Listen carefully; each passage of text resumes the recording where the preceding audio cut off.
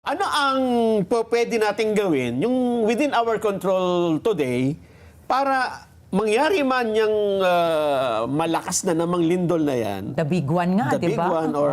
The big ones. Ang dami. Oo. Para ngayon pa lang, di ba? May anumang oras dumating yan, at least meron tayong pang... Protection sa sarili protection. natin. Oo. Kaya prepared tayo, Doc. Okay. Ayaw ko banggitin na negative, no? Apo.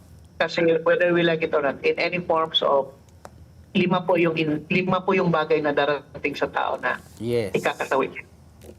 Yung mabilisan na sudden great terrible illness, heart attack, stroke, criminality, terrorism, major disaster call out like this one, and then aksidente. These things, hindi po natin na makakalibrate. Babalikan ko yung tanong mo, paano natin ma-ready?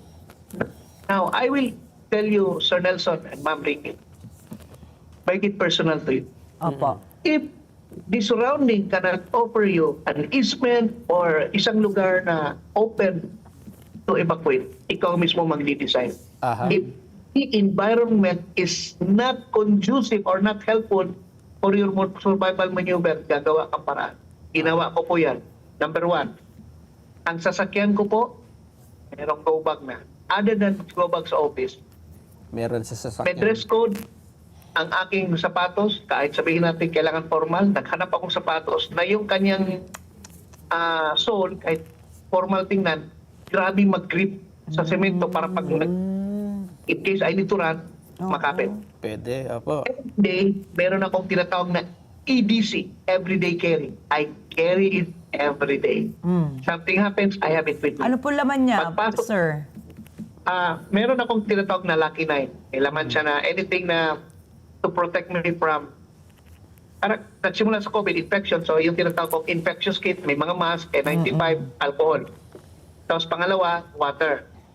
Pangatlo, meron po akong tinatawag na signaling kit.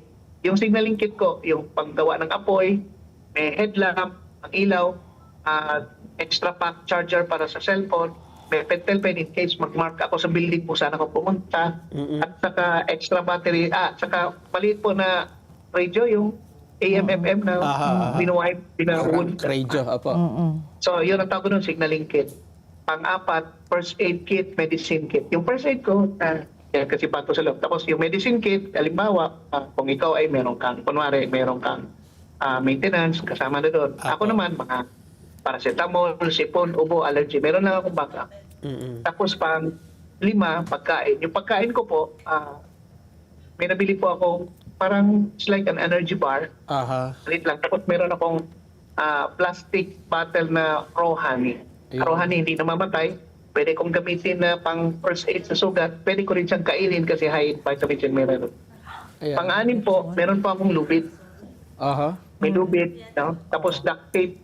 Ang duct tape talagang, inano ko yun, inikot ko dun sa bottled water para hindi po ako masita sa airport. Tapos pang-pito, hygiene kit. Yung toothbrush, toothpaste, lotion. Tapos, tama, pang-walo po yun, ang pang-pito ko ay extra damit. Oo. Yung damit ko po, may pang-ibabaw na light colored na madali lang siya, quick dry na long sleeve. Tapos yung mountaineering na manipis lang, na long pants. Kasi long pants kasi pag napunta ko sa evacuation center, buhay nga ako. Yariin naman ako ng mga lamok na may dengue.